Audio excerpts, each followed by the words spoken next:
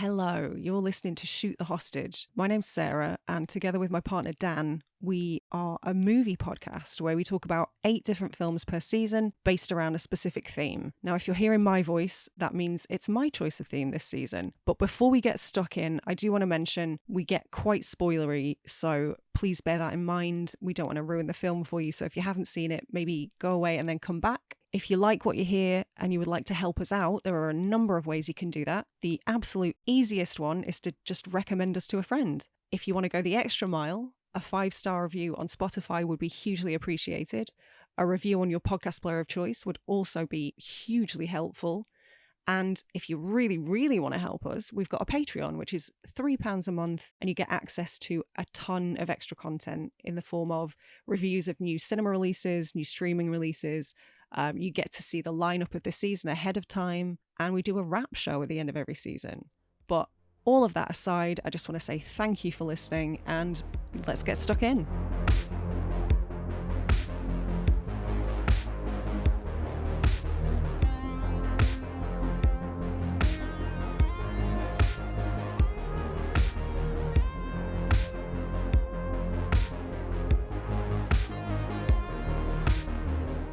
Episode 5 of season 6. Is it 5? It's the 5th show of Trapped season. Yes. The minute you said that, I started to doubt myself. Yes, you're right, because Assault on Precinct 13 was episode 4. What a start, eh? This one's 5. We're going from Carpenter to Cronenberg. Yeah, all the C's. But not Big Daddy Cronenberg. Not the Master Cronenberg. No, one of his progeny. One of his offspring. Yes. He has 2 offspring, right? That I'm aware of. Well, he's got 2 that have done anything of note in the industry. As far as I'm concerned. There could be a third that's a doctor, for all you know. Yeah, but they've done nothing, have they? Loads of people are doctors. Who's made weird body horror movies? It's only the Cronenbergs. It's their thing. It's their thing. Imagine that being like the baton that you pass to your children. Yeah, strange one. Like, I don't know. My dentist got into the industry because his parents are into dentistry. Okay. So, you know, there are family industries, so to speak. But body horror is a very hyper-specific one. It's very niche. I think you get all these programs, the Osbournes, the Kardashians. Why haven't we got the Cronenbergs? Oh my God, that's a reality show I would actually watch. Yeah, exactly. What do they talk about at dinner? Do you think they're really boring? No, I think they're like, pass the potatoes. Maybe one day potatoes will grow from human bodies. That's the there's an idea there. They're all sitting there with notepads. Yeah. Yeah, maybe. It's kind of weird that we're doing a Brandon Cronenberg and not a David Cronenberg. Brandon first. Yeah. I mean, I'm sure we'll get to some of Papa Cronies at some point. Undoubtedly. But we're starting with a B. We're starting with a BC. Yep. He's got 3 films. He's made 3 feature-length films, right? Yes, to date. Antiviral. Yep, love it. This one, Possessor. Yep. 2020. Maybe our newest movie that we've covered. Maybe. Yeah, maybe. And Infinity Pool. Yes. That was a very quick CV. Unlike Carpenter. We can rattle through this one much quicker. Do you consider yourself a fan of David Cronenberg, firstly? Yeah, I am. I don't revisit his movies very often, outside of The Fly, which I've probably seen 10 or 15 times. It's definitely one of his more accessible movies, isn't it? Yeah, which is weird to say because of all the stuff that happens in that movie. I mean, more accessible, not accessible. No, but it's more like a movie, isn't it? Yeah.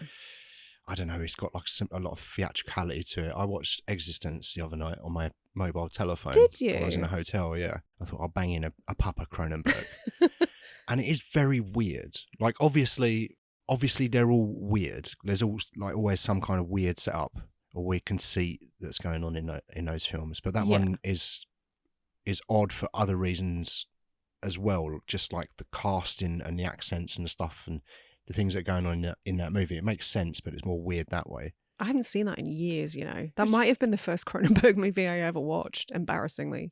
I saw Existence at the cinema So I saw it once, 97, I think that came out. Something like that, yeah. I haven't seen it since until I watched it the other Wow. night on my mobile telephone, which is not the best way to watch a movie. I wouldn't recommend it really, It's but not ideal, no. when you're in a tight spot, it was on one of those free Pluto TV or something, so I had some ads. Okay. But I thought, yeah, I've got some time. I typed in Cronenberg in the search, and Existence was there, so I watched that. That was the extent of your research. Yeah, I watched the film by somebody else. But there is a through line because Jennifer Jason Leigh features in both. Exactly. So yes, that was a happy accident as Yeah. well, so that was nice. bringing it back around to relevancy. Yeah. You've seen all 3 of Brandon Cronenberg's movies now. Yes, Is that my fault? I've seen them all with you. Yeah. Yes. Antiviral, I think you saw 3rd, right? I think so. I think I saw Possessor first, then Infinity Pool we saw at the cinema. Oh, yeah, and then Antiviral. Yeah, Mm. yeah. So what did you think of Antiviral? Let's start there first. All right, we're going to go through them, are we? So Antiviral, I thought I didn't really enjoy it that much. I Okay. appreciated it, but I found it a bit depressing. It was one of those movies like, and was it Caleb Landry Jones in that? Yeah. Was it? Yeah, it was good, and it was an interesting concept. I could kind of understood what he was going for, but it was just a bit bleak and. All of his films are quite bleak, though. Yeah, I know. Maybe that's the issue that I have. I don't know. What about Infinity Pool then?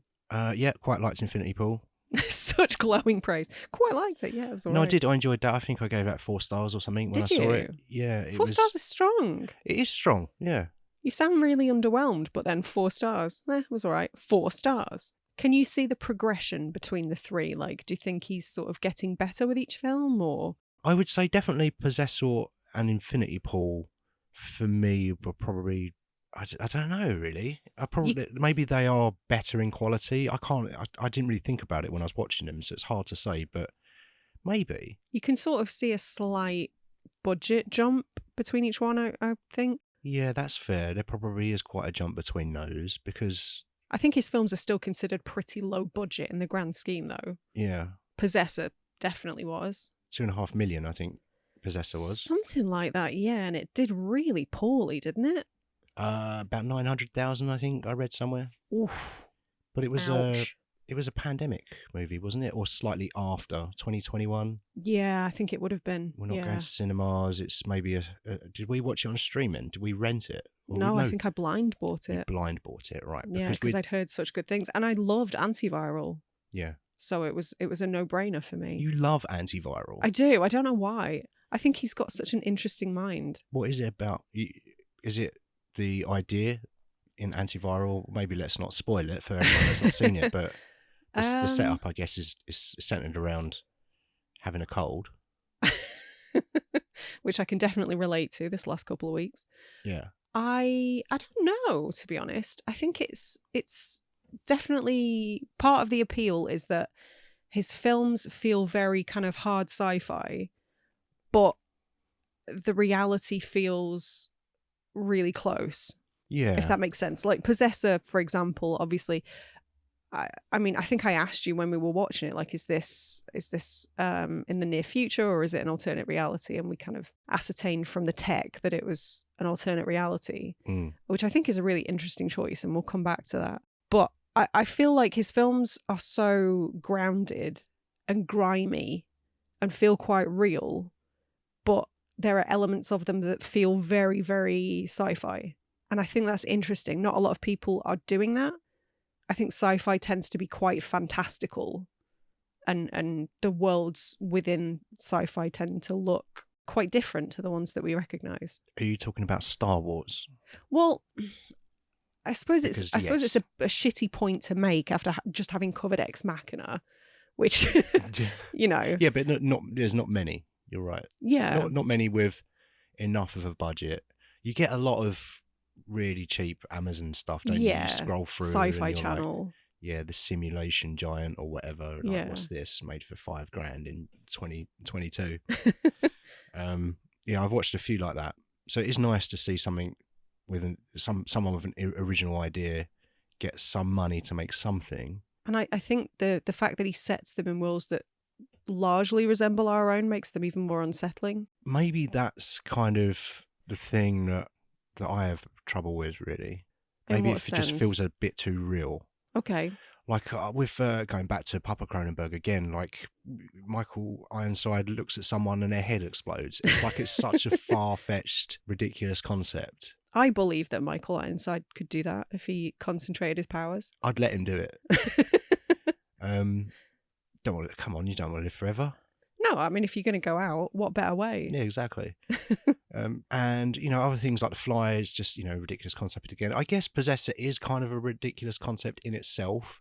Yeah. But like the kind of the analogy, sort of gritty sort of things that we recognise type thing is what gives it another level. And maybe that's the thing I sort of have more of an issue with. It just makes me feel a bit more bleak, I guess. I don't know. It's weird. His films are very bleak. They are bleak, yeah. And what's interesting to me is that I think a lot of people who make films like this, although I'm struggling for comparisons and have been since we watched this like 4 days ago, it's so unlike anything else. But it's rare to find films that look so gross, if that makes sense. Like, this is a little bit more, a lot more colourful than Antiviral. Yeah, it's quite muted, wasn't it? Antiviral? Very much so. But elements of Possessor are super muted as well. And even the colourful elements, the psychedelic stuff, like the scenes where they obviously had like gels on the cameras, and even that looks grotty.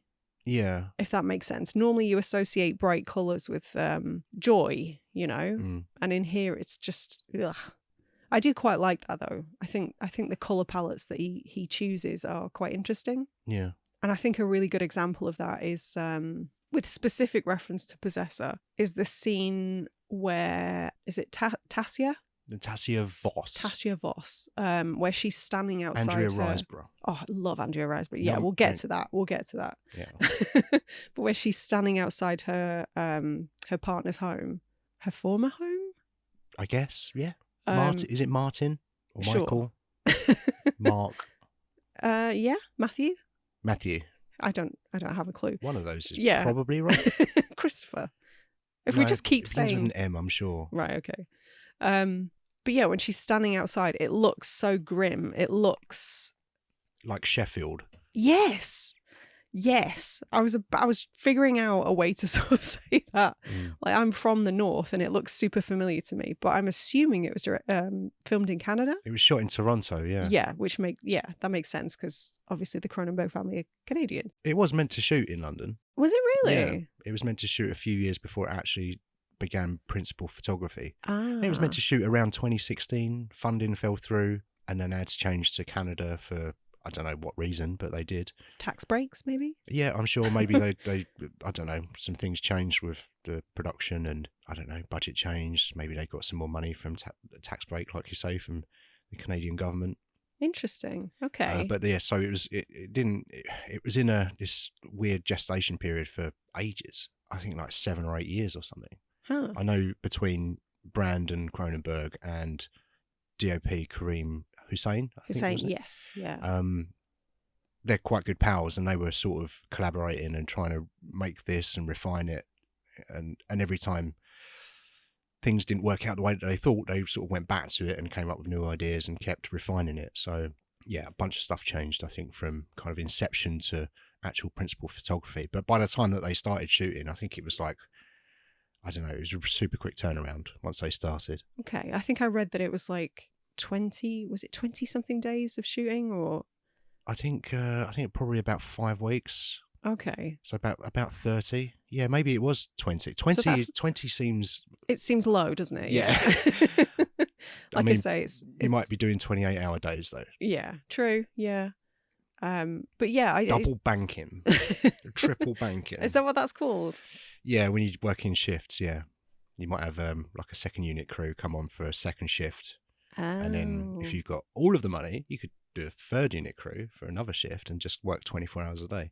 Oh, but it costs a lot of money. Just dropping some industry terms on us. Yeah. Never heard that before. Interesting. But they're not going to be double banking on Possessor. I wouldn't have thought so. Well, they're not going to be paying for the double banking on Possessor. No, definitely not. But yeah, shot in Canada, looks very grim. It looks very British. It does, yeah. It feels like a British movie. It feels like a Black Mirror. I'm sure that's been said a Yeah. million times by a million different people, but it's true. And maybe that's the kind of the British association that I'm sort of picking up on, Maybe. like culturally speaking. Just a bit grey. And obviously Andrea Riseborough is a Northerner also. Newcastle, She's right? fucking great. She's Geordie. I knew she was a Northerner. I think so. I listened to her on Maron a couple of weeks ago, and I'm pretty sure when she started talking, my brain went, "Oh, Geordie." Okay. She seems cool though. She does, right? Yeah. She seems completely without vanity, and I always respect actors that are like that. I mean, every scene she appears in, she's not wearing makeup in this. Her hair isn't done. Like, there are so few actors that would even, especially with the expectations for female actors, there are so few people who would have been okay with that, I think. Yeah, it's nice to have an actor that's probably just gives less of a shit about what I look like and just let's just tell the story that we want to tell. And all the decisions are just based around that rather than ego and profile and brand awareness. Yeah. And all that fucking marketing shit that you hear about on The Boys. Yeah, it's she seems great. I really like her in this movie. I think she is pretty great in this. She's excellent in this. What else would I have seen Andrea Riseborough in? Definitely Mandy. Of course, Mandy. Yeah, of course, Mandy. She's Mandy. Yeah, she is the titular Mandy. I mean, she's been in a ton of stuff over the years. Oh, she was in that Alex Garland written movie that we watched a couple of weeks ago, apparently. Never Let Me Go. Oh, yeah, of course she was. Yeah, with Donald Gleeson. With Donald Gleeson. She was also in Death of Stalin. Who was she in that? I don't remember. I mean, that's such, like, chock full of names. Yeah. We're just going to have to watch it again. Yeah. Oh no. What a shame. Who invited the bishops?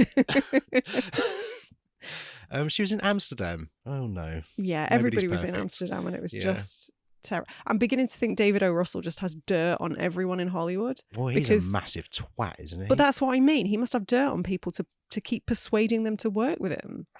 Because he's not talented beyond a couple of flukes. Yeah. And seems like a real shitbag. So, well, I don't know. Gives? I can't really remember any of his other films to call him untalented.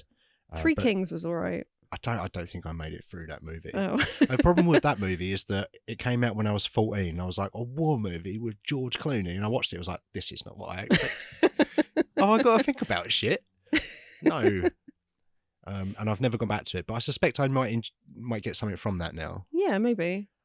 But Amsterdam was just total Dreck. Toilet, wasn't it? Yeah, it was awful. It was awful. It was so bad. But I just hope everyone got paid for that. Everyone that's nice anyway. Anyone that is a bellend, I hope they didn't get paid for it. That's what I'm going to say about that. Okay. Also in this movie is Christopher Abbott, Colin Tate. He was really good in this too. He crops up in a ton of stuff. The first thing I ever saw him in was Girls, which was a Leonard Dunham. That's a bit very personal information. It was Leonard Dunham's HBO series, which say what you will about Leonard Dunham. I know she's not very popular. She's a bit of a controversial figure, but she can write. Is she a puppet person? No, you're thinking of Jeff Dunham. Oh, okay. He's the really racist puppet guy. Is she? She's not a racist puppet person. No, she's problematic for other reasons that I don't really want to get into. But yeah, that was the first time I saw him in anything. And he was such a sort of ineffectual side character. I don't really pay much attention. But he's been cropping up in a bunch of stuff and he's always really good. Yorgos Lanthimos, Poor Things. Yeah, well, most smaller recently. role, but yeah. I was trying to remember what the role was that he played now, and I think I've just remembered. Okay. Yeah, and you mentioned Jennifer Jason Leigh earlier. Mm-hmm. She plays Gerda. She does, yes. And is that name? Does that name have meaning? Is it my question? Gerda. Gerda? Yeah. I don't know. I think it does, and I'll explain why later. Okay, I'll hold you to that. Sean Bean. Sean Bean! Yeah. All the Northerners are in this. Of course, Equilibrium and National Treasure. And don't do him dirty like that. At least say Sharp. Sharp, yeah, of course. How could I forget Sharp? That long-running ITV drama. Yeah, I've never What watched was it it? in my entire life. I always get Sharp and Hornblower mixed up. I don't know which one's which. One of them's got Sean Bean in tight trousers. I know that much. Yeah. Tuppence Middleton Yeah. replaced Stacey Martin.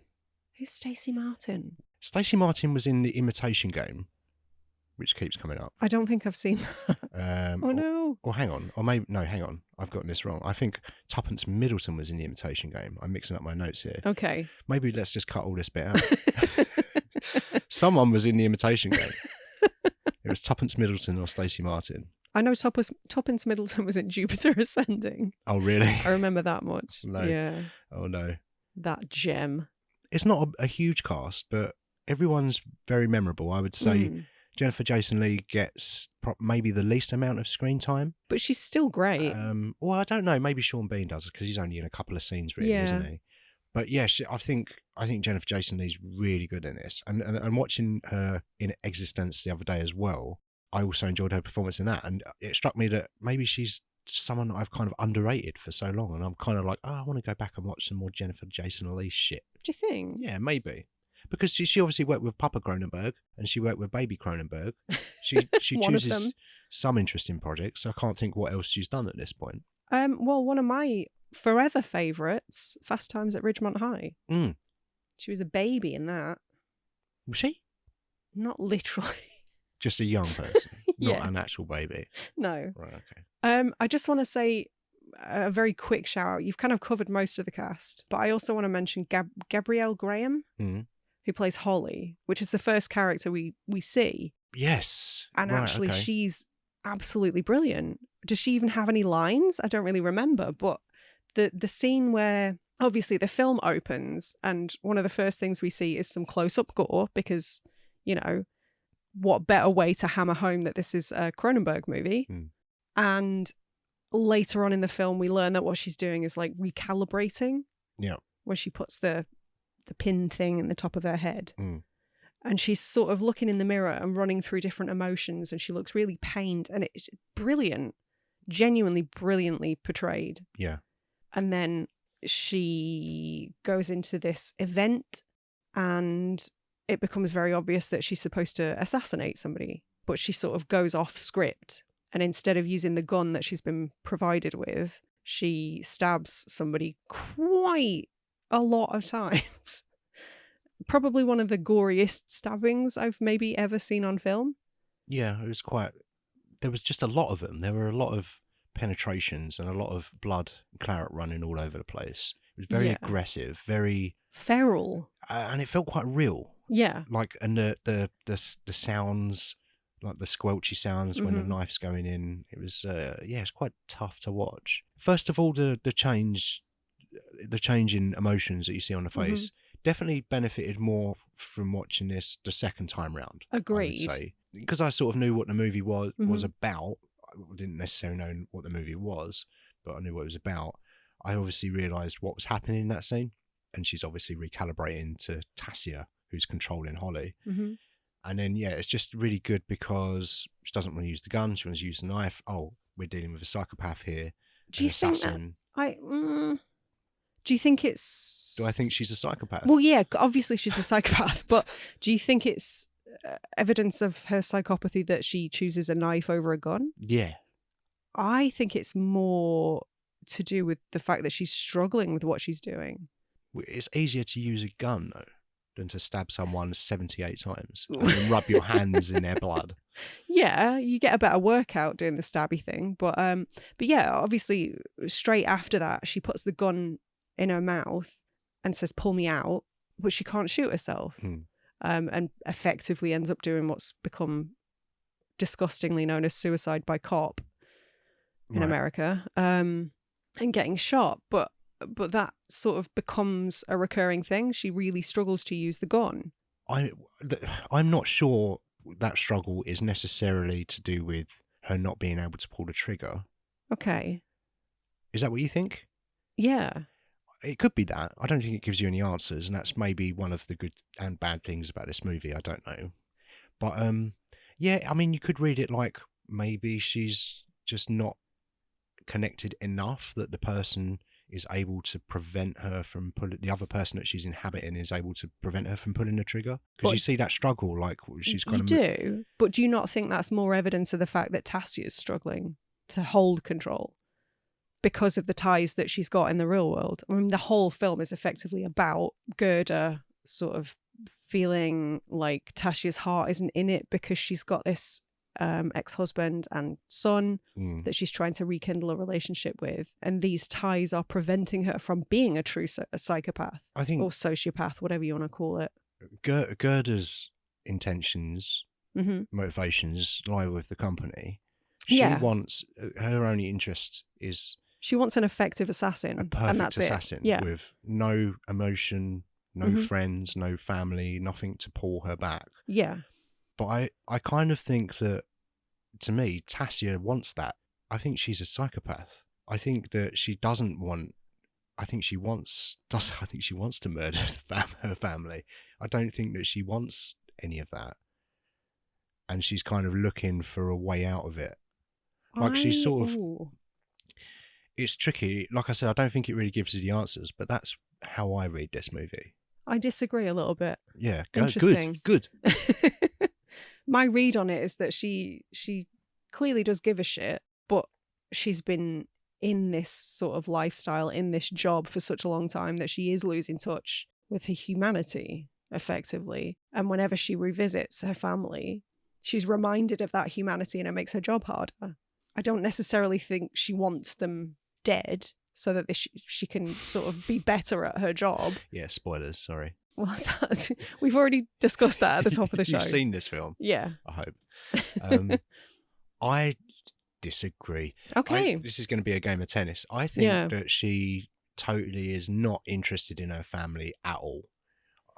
But then why is she bothering? Because that's what she's supposed to do. That's what she's supposed to do. But if she's a psychopath, want. Then she wouldn't give a shit about what she's supposed to do, right? I don't think she does. What do you mean about... But she does, because you see the first time you see her when she's kind of revisiting the family is when she stood outside kind of rehearsing what have you got there? Oh, hi, darling. All that stuff. She's rehearsing how to be a human. Yeah. Which every autistic person is quite familiar with, I'm sure. But I don't know. I think that shows that she does care. That a part of her does.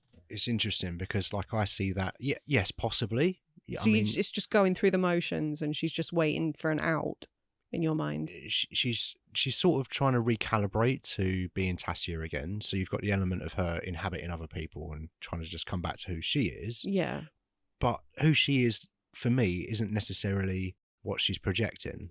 I think maybe I think she wanted this job. I think she wants to do these things, but she doesn't want to want them. Like, she knows that she's a psychopath and she's like hanging on to this family, this husband, ex-partner, whatever, and this kid, because she did have sort of a normal life. And then this job sort of took her away from that. But I feel like maybe she saw it as more of an opportunity and she sort of resents her family that she keeps getting pulled back. Interesting. Isn't it funny that we've got a different read on it? There's some stuff that I tried to Google framing in Possessor the other day, and I couldn't find much. And maybe that's a good thing, because I noticed at the beginning of the movie, a lot of the stuff that Tassia was focused on wasn't center frame, it was to the right. And it was a bit off-putting, it was a bit weird. And then I noticed when she went to see Gerda and Jennifer Jason Leigh, it all became centered. And Jennifer Jason Leigh was center frame, and then when she was doing the jump, center frame, and she became this other person, center frame. And it kind of, to me, I was like, okay, so when she's in the real world, she doesn't really connect. She doesn't like it. So she wants to escape to this other place and do this other thing. She just wants to atrophy Yeah. on a clinical bed somewhere whilst controlling other people. Yeah. I suppose it's a bit like a computer game, isn't it? It's like a bit like playing Helldivers. It's just, it's exactly like Ready Player One. Yeah. This film and Ready Player One are interchangeable. There you go. You said you didn't have any comparisons. Ready Player One. I don't know that I would cite Ready Player One as a comparison to Possessor. I've got one for you. Okay. Assassin's Creed. No. But instead in Assassin's Creed they use an animus, and in this movie they use a rod in the brain. It's kind of similar. You inhabit someone else and you're an assassin. It's even got the word assassin in it. Yeah, I don't think we're going to get a better comparison, so fine, I'll give you that. I I've got another comparison. Another Okay. movie it made me think of. And maybe because it's kind of it's a movie we've been talking about a little bit lately, but Come True. Yeah, well, it's funny. I In didn't. Yeah. how it looks and Well, yeah, the sort of retro futuristic feel, like the analog technology, yeah. but everything's a little bit skew-if. Yeah, you can't quite place it, the Yeah. time period. Really it's, anachronistic. Yeah. Yeah, I can see that. Yeah, and like you said, the analog kind of vibe. I like that actually, yeah. Going a little bit back to, I guess, character intentions. Mm-hmm. I do think that, well, Gerda is training up Tassia to be her replacement. I don't know what Gerda's expecting she's going to do when she retires. I mean, is she going to be sitting on a beach? She's going to be bored as hell. Yeah, she's going to be murdering within minutes. Yeah, I would assuming have thought so. that she's done this assassin shit herself. Well, But- she has and she does. Yeah, exactly. In the movie at the end. Yeah. We'll get to that. I think obviously she's manipulating Tassia into doing what is in the best interest of the company and of course her as well. But I think it's interesting that her name is Gerda. That must be intentional because Gerda is. Do you know what a Gerda is in terms of building stuff? I have a vague idea of what girders are structurally. Yeah, it's like a structural thing in a building or a bridge or whatever. It's And- what Iron Brew's made out of. Gerda, Iron Brew, the drink, Yeah. is it? Where were you during the 80s and 90s? That was all the advertising. What, the Iron Brew's made of a girder? Made from girders. Made from how many girders per bottle? 7. Oh, okay. No, I don't look. If I've remembered this incorrectly, we're just going to write it off as a Mandela effect. it's a Okay. Mandela effect, yeah. That marketing campaign passed me by completely. So it must have been unsuccessful. Well, for you, perhaps. I drank a lot of Iron Brew. I never heard of Iron Brew until I was 15 years old. And I tried it. I was like, yeah, that's all right. So go back to your theory about girder then. So Gerda, the name is, is part of a structural member of a building, whatever. Like, is that intentional? Because Tassia sees her work, and given that Gerda represents the company, that's her focus point. That's what's keeping her centered. That's what's like keeping her balanced. Gerda is her supporting framework. That's, I don't know. I just read her name. I was like, yeah, I've got a theory here. What does Martin mean?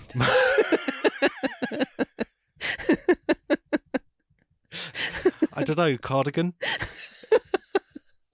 Roughly translated to cardigan. slippers, and one of those little trays that you put on your lap when you're having a cup of tea. You have a pot of tea when you're a Martin. When you're a Martin. Yeah. Do all of those things together and you're a proper Martin. Okay. That sounds good to me. The House Martins. Was Fatboy Slim in the House Martins, or if I Fatboy imagined that? Yeah. No, you haven't. Not. Yeah, you've imagined it. Yeah, Fatboy Slim was in the House Martins. Yeah. Right, that wasn't a Mandela effect. You would think it would be. Out of all of the things that are, they're like, Monopoly Man hasn't got a monocle. Fatboy Slim, what? He's always been a DJ. Yeah. Except when he wasn't. Except when he was in the House Martins. Yeah. Interesting. Is that the band that wore a big suit? No, that was Talking Heads. Oh, okay. That was real, wasn't it? Yeah. They wore a big suit. David Byrne? I wish I wanna I'd say. known about that at the time. I'd have been obsessed with that. Would you? Who's this guy with a big suit? Talking Heads are amazing. Yeah, they got some tracks, but I wasn't aware of them until I was a lot older, I think. Too busy listening to like Helter Skelter compilations. 2 Unlimited, Yeah. Gala, Free From Desire. Yeah, I was too cool, mate. Oh, that's what we're going to call it, is it? BC 52s. Yeah. What was the compilation albums I'm thinking of now for like 38 or whatever? That's what I call music. Yeah. Something like that. All of that garbage that you listen to when you're 9. Ugh. When I was 9, I was listening to Jive Bunny and the Master Mixers. Yeah. We had very different childhoods. We did have very different childhoods. Yeah. I did have a Guns N' Roses belt buckle though, so Oh, you were definitely cooler than me I then. made up for it. Yeah. I saved up for like a month to buy that. And I wish I still had it. I lost it. Oh. I want to talk a bit about some of the special effects in this movie because they are outstanding. And I know you've already mentioned Kareem Hussein, who was he the cinematographer? Yep. But they collaborated, didn't they, on a lot of the special effects. Obviously, other people were involved, but I think most of the effects were the brainchild of Brandon Cronenberg and Kareem Hussein. Yeah, it seems like it was mostly those two that sort of got this thing made. I know they're good mates and they worked together on Antiviral, Possessor, Infinity Pool. Mm-hmm. Hussein also recently worked on Firestarter 2022 Oh, and no. Orphan First Kill 2022. So fucking busy, man. Have a holiday. Yeah, work on better films also. Nobody's perfect. Yeah, but maybe you go back and watch them. Like they look The good. effects work was boss. But yeah, they work together on a bunch of the effects. They come up with this, like, a few really clever ways of keeping the effects in camera. The in-camera stuff blows my mind. It's very unique looking, this movie. Yeah. It's I definitely got more from it on a second viewing, definitely. I think I did as well. I really enjoyed it on first viewing, but I think it's definitely one that rewards repeat viewings. I'm still a little bit confused by this film, but when I first watched it, I was really quite looking forward to it. Mm-hmm. And I ultimately felt, oh, okay, a bit deflated by it, but the rewatch definitely it's definitely a movie that you get more from. Yeah, I agree. What was your favourite of the effects? I really like the face melting. The melty faces. I was going to say the same thing. You stole my answer. Sorry. Literally, I wrote in my notes like the melty psychedelic face effects. Would love to know how they achieved that. And then I read an interview and found out how they achieved that. And I believe you read the same article. How do they do that? How do they do that? How did they do that? So there was a company in the UK who created hyper-realistic wax heads, effectively, and they just melted them. It's as simple as that. But it was just phenomenal. Yeah. They melted them with a heat gun. With a heat gun, yeah. But the way it was filmed, it was super clever because it must have been sort of a transition shot from like the real face to the fake wax face, and then it just looked phenomenal. Yeah, it was a really nice to look at effect. Yeah, but also it gave you everything that you need to know. It was just perfect because it was like, oh, she's literally melting away. Thanks, visual cue, for telling me what is happening now, because I fucking need these things in this movie. There's stuff that I need to know, and things like that. I'm like, good. But I think that's what I love about films like this, though. It's not sort of spoon feeding you any answers, but it is cluing you in a non-literal way. Yeah. It was a really neat visual way to sort of explain pretty much what was happening behind the scenes. Showing, not telling. Exactly.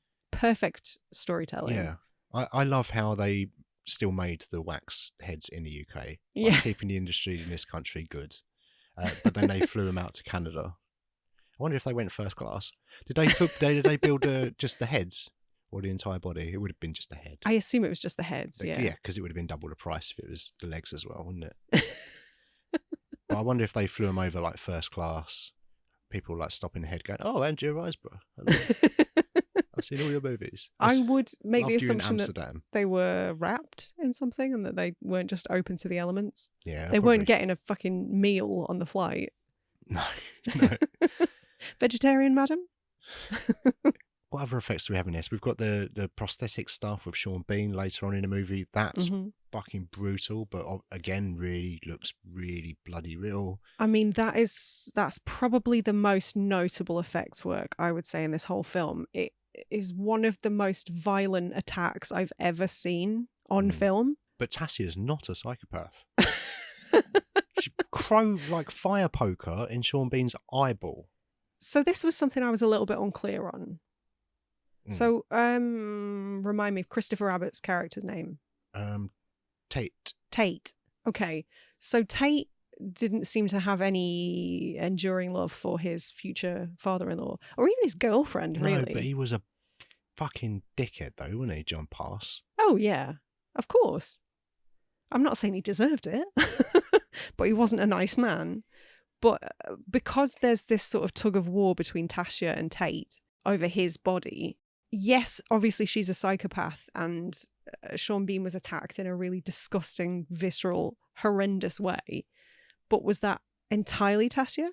Because you sort of get the impression that, you know, maybe deep down Tate would have liked to see him with a fire poker through his face. I think that's interesting. It is, if you look at it from the point of view that these characters are kind of, it's a tug of war for what's the control. word? Control of the consciousness. But also, I think you could read it a little bit as like they're kind of finding each other, collaborating. Yeah, like YouTubers. But they're kind of they've both got an excuse to do what they want to do, like live out their deepest, darkest desires, but kind of can go, well, it wasn't me. Yeah, with a scapegoat. Yeah, I do. It's interesting. I didn't think about that, but you could read it like they're kind of colliding in this cosmic coincidence that's just seen them inhabit the same body. I think the lines are a little bit blurred there, but I appreciate that. Well, I think the first time I watched this movie, for me, the ending was entirely Tate. But okay. On rewatch, it's like, nah. It's not. It's not. Tate, I would say Abbott does really well in this, I think, to inhabit Tassia. Yeah. It does feel like a good transition between the two. Do you know what scene I really like? When he goes to work. I mean, the man has the most boring job in the entire world. Cataloguing curtains. Watching people fuck. Well, that's not why he's there. That was not the most boring job in the world. There are way more boring jobs than that. But he's there to catalogue curtains. Put a stick on a chair. Like, what job is that? I don't know. But that is someone's job, or has been someone's job. Put a straw. You've seen advertised on a pallet. Stick chair steward. Yeah. You know, there's some more mundane jobs. Minimum wage, 0 hours contract. Yeah. I'm not saying that I would like to do his job, because it'd be weird and intrusive, and but then interesting. So his job is him looking at the world through somebody else's eyes, and her job is looking at the world through somebody else's eyes. Yeah. See, I'm getting it now. Right. Okay. So they are kind of intertwined. They were kind of destined to find each other. That reads to me. And also, like, there's a bunch of stuff you could draw on with regard to like the dead end job stuff. Like, you're just sort of going to work, you're a drone, you're just wasting your life. And also he's working for a data mining company. Yeah. Which is arguably quite damaging. Like, it's insidious sort of evil shit, as evidenced by the man behind the company. Yeah, they're definitely portrayed as this evil thing, and just intrusive, like looking through the camera, looking through people's homes. Yeah. Yeah, horrible. But he does that job. He used to be a cocaine dealer, so I guess which is a step more up from that immoral.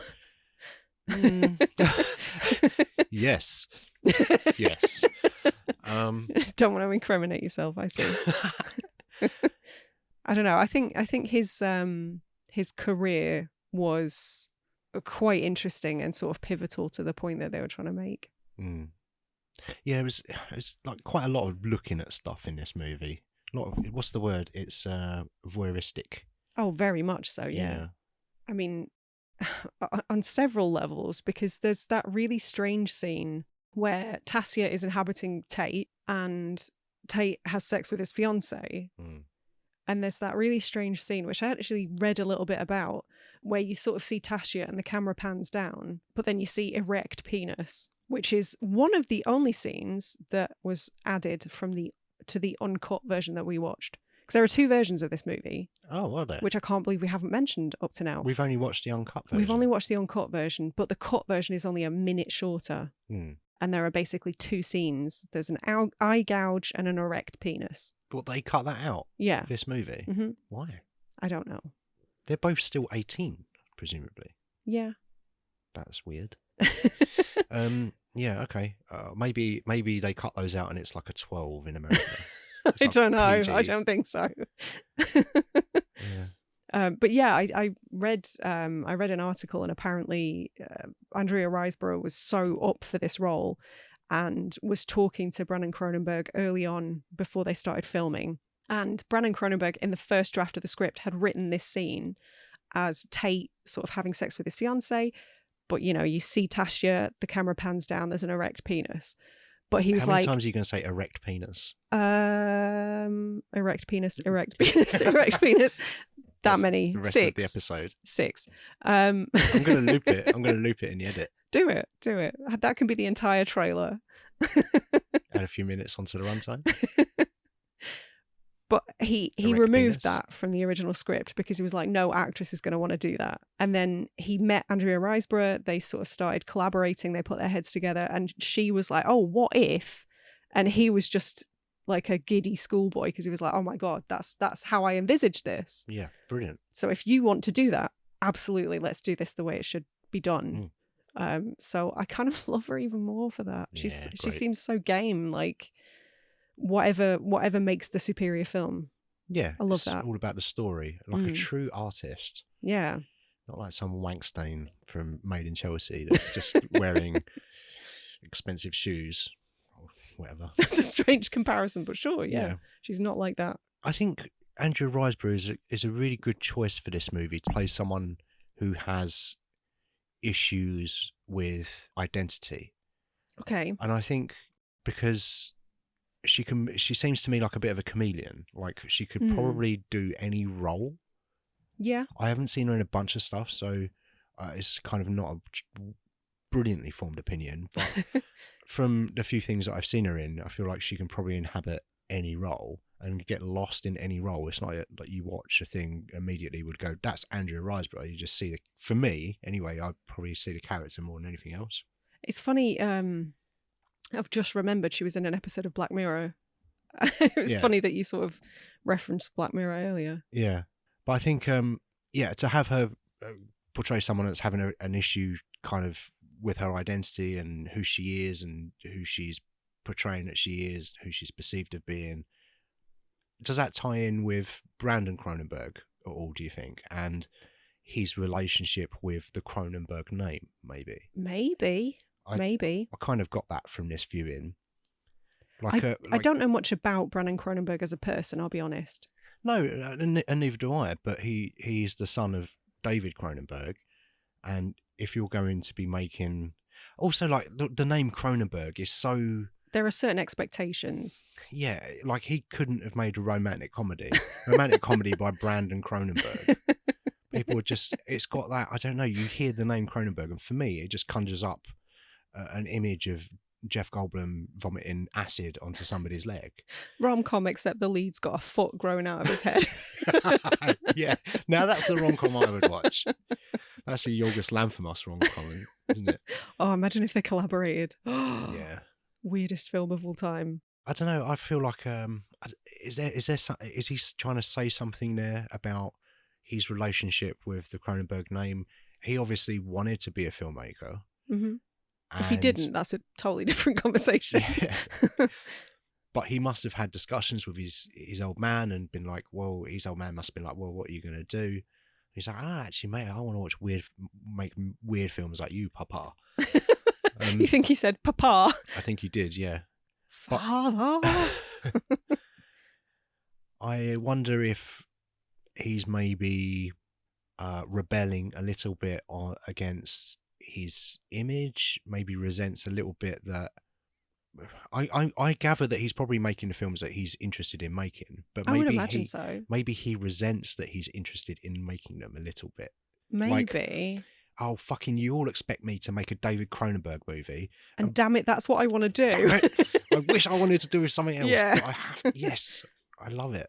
Yeah, maybe. Maybe that's a little bit of a kind of a struggle, possibly reading too much into it, that he has with the relationship with his family name. Maybe. That's how I'm going to take it anyway. It adds another layer to this movie for me that I don't understand. Did you notice the sheer number of mirror shots in this movie? I noticed more mirror shots this time than I did first time round. Yeah. Yeah, I guess I was kind of looking for stuff like that. I noticed that the S's on the poster and the DVD cover are inverted. Are they really? Yeah. How did I not notice that? Oh, the second lot, so POSS, and then you've got like an Oh. equal sign for the E, and then mirrored. backwards SS. I see. Yeah. Yeah, so they're sort of the front half is mirroring the other half, and maybe that's the kind of the Tate and the Voss thing as well. Like, I don't know, like mirrors of the same thing. Yeah. It's there's lots of things that you could read into this quite simple movie. Well, in terms of plot. it's funny you should say that, because the first time I watched this movie, I was like, I don't know if I understand what happened. And I read into it and I was like, oh, I absolutely understand what happened. I was Right. just reading way too much into it. I was looking for stuff that isn't necessarily there. Because, yeah, what you see on screen, besides all the psychedelic stuff, which is, you know, slightly weird, it is quite a simple premise. It is quite a simple story. And it's quite a short running time. Yeah, about 90 minutes. I found I it think quite... it's just over that, but it flew by. it flew by for me as well. Like, usually these things do sort of drag for me, but I was proper into this one while we were watching it. For a film that is definitely not action heavy. Yeah, and not, like we said, not really much happens. Yeah. It is about what's not being said as much as what is being said. Mm-hmm. So why do you think she does keep choosing sort of more intimate weapons rather than the gun? I think she likes it. I think it's as simple as that. I think You think it is that just that she sort of gets off on getting a bit messy and visceral? I think she wants to be in the thick of it. She wants to murder. She wants to stab people, and she wants to see the life leave their eyes and rub her hands in the blood. And she wants to do, and probably like worse and weirder shit. But she's finally found a way that she can do it. Yeah, that's what I think. So you what's your take then? I don't really know, because you're making me doubt myself now. I'm still on the fence. No, like, I think that's one of the interesting things about this movie is that you can read it in multiple ways. It doesn't necessarily. I think I got a different reading on it second time round for the ending, but I think you can still read it in other ways.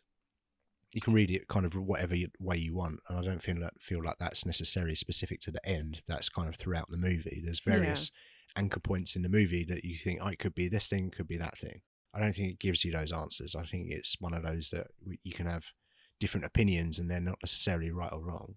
Bit ambiguous. Yeah. I haven't read any sort of interviews with Brandon Cronenberg where he's explicitly said either way, so I couldn't answer that question. Well, I'm not saying he hasn't. So let's talk about the ending then. Let's talk about the climax of the film, because you just referenced that. So let's get to it. Yeah, so Tassia has been stuck inside Tate for longer than she was supposed to be. Was there a limit? Like, I want to say 5 days, but that seems too long. There is a limit, yeah. It's an amount of days. Yes. And she's in there kind of right up to limit, though. Yeah. Yeah. And he's not supposed to be aware of what's going on, but is. Yeah. So there is this sort of tug of war over his body, effectively. That's been going on for at least 24 hours at this point. Yeah, I guess so. And left a couple more people dead. Who else died? I'm well, forgetting something. There's the woman he was having an affair with. Did she die? Yeah, she was dead in the shower. Oh, yeah. They sort of... That was revealed like it had happened earlier and we just didn't know about it. Yeah. Yeah, maybe that's why I forgot, because you didn't actually see it. You just saw a corpse in the shower. And then the guy who... So who killed her then? I think it was the guy that shows up to help him. Do you? The guy that says he's a Christian and he can't kill anyone? Is that him? Yeah. Isn't that like his mate, Tate's mate? Well, his workmate. Yeah, but he's really there helping Tassia do the murder. And he's there to sort of help him recalibrate. Yeah, because Tassia says, oh, quick, shoot me in the face so I can go home. Yeah. And he says, no, I can't, I'm a Christian. Right. So I'm thinking, did he kill the shower lady? Tate must have done it then. But Tate or Tassia? Tassia. But it could be Tate. It could be Tate, yeah. Yeah. There are so definitely like multiple readings of this movie. So there's like this struggle going on, and you get that really cool sequence where he puts the Andrea Riseborough mask on, Oh. which should be your next Halloween costume. I'll go Sean Bean with Okay. an eye patch and tight trousers. Yeah. Done. There is some weird sort of psychedelic stuff going on because he's like regaining control. He also figures out that he can access her memories and her thoughts. So he knows where her family lives. Yeah. Which is how he ends up at the house. So inside the body of... So Tassia is inside the body of Tate. Mm-hmm. But Tate is also... Like, we're seeing Tate with a Riseborough mask on, Mm-hmm. pretending to be Riseborough. Well, No, but he's Tate. Yeah, that's just sort So of when a he's visual... Tate, he's Tate. Yeah, that's just a visual mechanism to sort of clue you into the fact that he is now able to sort of Control her. proverbially wear her as a mask. He's accessing her Yes. thoughts and her memories. Yes. Okay. And yeah, he turns up at the Martin's. Is it Martin? We discussed Martin a lot, so let's just stick with Martin. We've called him Martin all the way through, so stick with it. He turns up to Martin's and something happens. Well, I can't remember what happens. Yeah, he sort of yells at him. They have a bit of a Why does back and forth. But he doesn't know, like Tate doesn't know Martin. No, but he Martin's knows just that's like, where Tassia lives. Piss off, you're a stranger. Yeah. But he won't piss off, and he breaks in. And then what happens? Well, he tells them that he knows Tassia. That's Yeah. how he's allowed in the house. And they have a tussle because he's sort of losing his mind. He's losing his grip on his sanity at that point. He's sort of yelling like, "Where's your wife? I need this. I need her out of me." Oh, right. Not in those exact terms, but yeah, he ends up stabbing Martin. But Tate does, or Tassia does? Tate does, I think. Okay. Or again, a little bit of column A, a little bit of column B. And Maybe it was a collaboration. So he's shanked Martin, Yep. or she's shanked Martin, Mm-hmm. and then And then we get that close-up of the knife going into the jugular of Tate, which is exactly the same way that the first guy was killed in the opening. Yeah. So obviously the camera pulls back and we see a child, but because of the professional nature, the knowledge of where to stab, you know it's not the child. Right.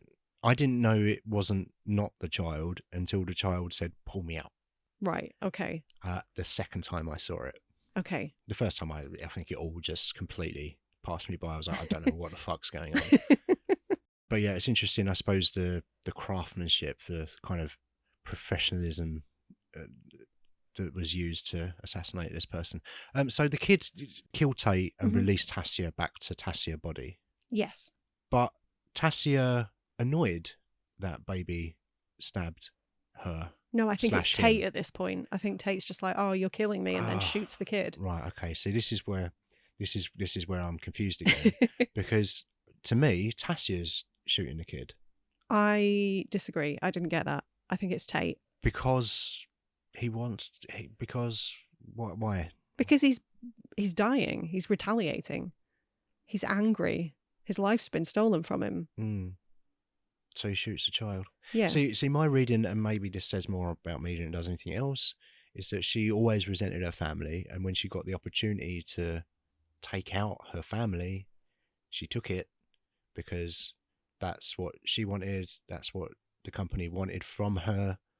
So she allowed herself to be manipulated. See, I see it as Gerda's manipulation because Gerda was sort of inhabiting the boy and knew that the boy would potentially die. Well, would die because, she'd used him as a sort of cipher to kill somebody.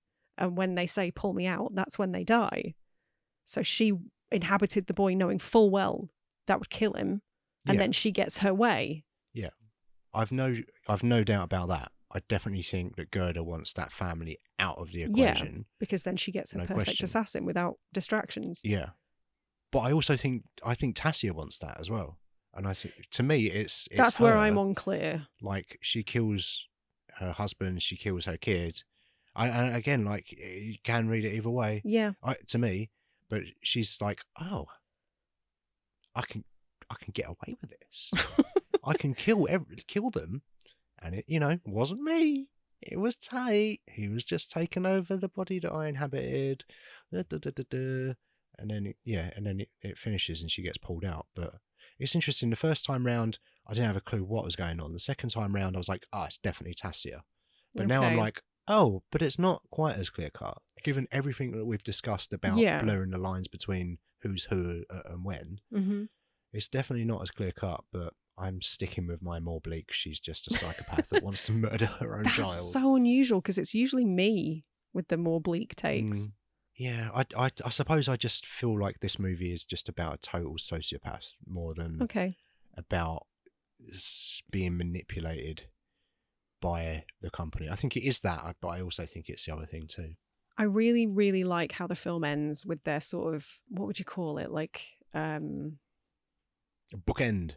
not a Bookended. bookend. Because they started at the like beginning their sort of of talking auditing process. Yeah. As such. And she's sort of showing Tassia the box of mementos to ensure that Tassia is herself again, that, you know, she's back in her body, and she runs through the same things, like this is my grandfather's pipe, blah blah blah, and then she gets to the butterfly and says, I killed it and mounted it when I was a girl. But unlike in the first scene where she says, and I felt guilty about it, I still feel guilty about it, she doesn't say that this time.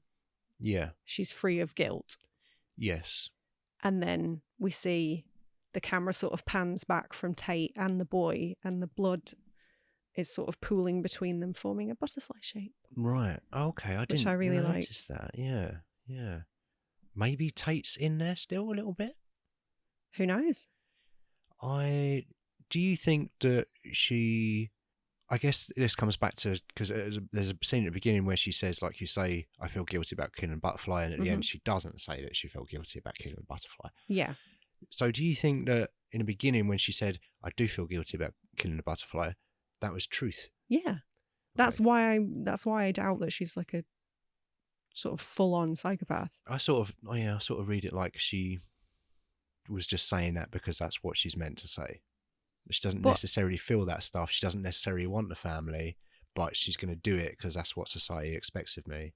But that's not society that's asking. It's Gerda that's asking. So surely if she was doing what was expected of her, she would give Gerda the answer that she wanted. That's why I think that, look. Yeah, I know, but it is that pull between, do I just go full psycho and just embrace this thing, which is what she does at the end, is my belief. This is a wish fulfillment movie. For who? For Tassia. That's what this is. Well, surely that's an optimistic reading rather than a bleak one. Yeah. Yeah. Well, I think that brings us to the end then. All right. So how do you feel about this movie now that we've chatted about it?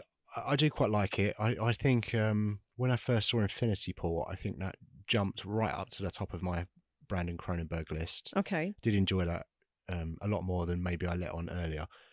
But I don't know, man. Like, having watched Possessor, having been forced to think about it so much this week because I was so confused for a lot of it, I don't know. And because I can't really come to an actual conclusion, maybe that's a good thing. And maybe, like, you can read it different ways, and maybe it's going to be one of those kind of films that you watch at different points in your life and you get different things from it, like Starship Troopers. Okay. So it could be one of those that brings on different meaning depending on where you are with your life. Maybe this is gone top now. Maybe. Yeah. Maybe. I think this is my favourite.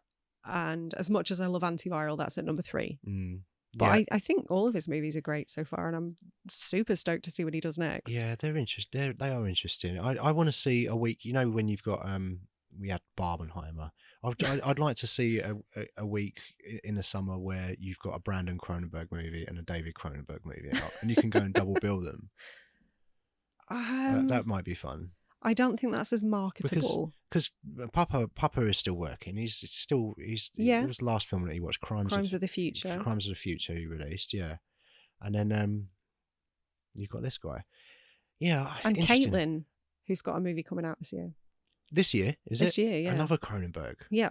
Well, that's interesting. What's that going to be? I don't know. Is that going to be a body horror weird movie? Probably. Probably. It's like, what are you drinking? Like, what's in the food? The apples do not fall far from the Cronenberg tree. No, they do not. Good movie, this. It is very good movie, yeah. I definitely got more from it the second time round. Again, being forced to think about it a little bit. And do you know what? Like, maybe I want to watch this now without the pressure of having to think about it for a podcast and just consume it again, maybe. It's an interesting movie. Yeah. Is it one that you think that you're going to revisit? Yeah, for sure. A lot? Oh, maybe not a lot. I don't want to be depressed. But yeah, I'll definitely revisit it. I think I'll revisit all of his movies. I think I'm not interested in watching Antiviral again. I've seen that about 6 times. Oh, Lord. But then I don't revisit, outside of The Fly, which I mentioned earlier, I don't revisit David Cronenberg's movies an awful lot. But, you know, outside, and Scanners, I've seen that quite a few times. I think I've seen Videodrome once. We need to watch The Brood. Yeah, I've not, on the shelf. Not seen that. I think I've seen, and then Existence for the second time the other night. But really, they were sort of a one and done kind of deal for me. Like, I've seen that now. Wow, great, different. Gonna have some interesting dreams this evening. Yeah, yeah, and I think Possessor is going to be one that I can come back to. Okay. In the Cronenberg family. So you think Brandon's movies are perhaps a little bit more rewatchable than David's? Well, time will tell, I suppose. It's still early days. It is early days. He's only made 3 movies, hasn't he? And like, that is nuts when you think about the craft that's gone into Possessor and Infinity Pool, and obviously Antiviral as well, but to a lesser extent, I feel. Yeah, I mean, just the extent that they went to with the effects in Possessor, like going to the lengths of getting vintage lenses to do all the in-camera effects, just outstanding. Hussein's a real photography nerd. Like, he's got, like you say, his old lenses and stuff, and the really inventive way that they came up with solutions on the practical kind of things they were doing with the camera, using sound to control water and changing the frequencies and speeding up camera footage, and it was super unique and well done. You don't see that kind of level of care and craft and mastery in somebody's third film. Second film. Second movie, yeah. Yeah. And I think the highest compliment that you can give a film is the fact that we were struggling so hard to come up with direct comparisons. It's so unlike anything else. Well, even his dad's work. Assassin's Creed. Okay. A movie that I did not finish. On that note, next week we're covering Assassin's Creed. We're absolutely not. Michael Fassbender's trapped in the Animus, that big robot hand thing where he's just moving him across the room. Have you watched Assassin's Creed? No, and I have no desire to. I kind of want to watch it. No. I didn't finish it. I think I got about 10 minutes in the first time, but I think I was very drunk. I think we should watch Assassin's Creed tonight. Well, we're going to have to do a video game movie season at some point. Well, yes. So we're going to have some good ones like Need for Speed and some bad ones like... Oh, Need for Speed is a good one, is it? Yes. Excellent. Great. You're going to get Prince of Persia in there and talk about how problematic it is. I don't think I've seen Prince of Persia. Yeah, not many people did. No, I had no desire to watch it, and people said it was crap, so I didn't bother. But what are we doing next week? You've already name-checked Yorgos. Yorgo? Yeah, we're going back to you're not back to the Yorgo pond, because it's the first Yorgos Lanthimos movie that we are going to be talking about. Probably not the last. Most definitely not the last. I do enjoy his movies. I think they're quite... You sound unsure. Difficult. Not the most accessible movies, but yeah, we're going to be talking about Dogtooth. Yes. Which is... I haven't seen... I've only seen it once. His first feature, was it? I don't think it was his first feature, no, but it's before he started making English language films. Right, so it's an earlier one than the ones that I've seen anyway. He had Poor Things out. We'll talk about all this next week, obviously. But I want to just say quickly that did you know when you were programming in this season that Kinds of Kindness would be coming out? Yeah. No. Absolute kismet. Right. So if you're listening to this on the Monday when it is released, then next week apparently Kinds of Kindness is coming out, and it's his second movie within a year. Yeah. Like, he must be working constantly. I'm excited. Yeah. Okay. So next week, Dogtooth.